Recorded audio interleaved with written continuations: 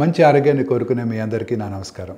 Fermented foods పోషక పదార్థాల అత్యంత శక్తివంతమైన నిల్వలు.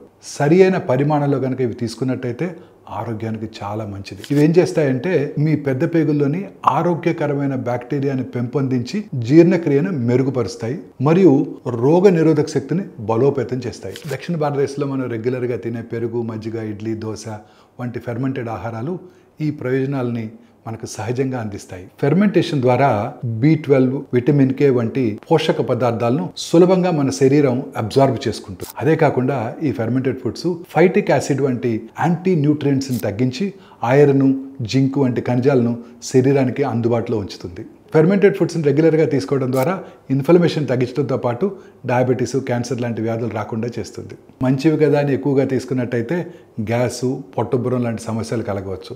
సహజంగా ఇంట్లో తయారు చేసిన ఫెర్మెంటెడ్ ఫుడ్స్ని ఎంచుకోవటం చాలా ఉత్తమం.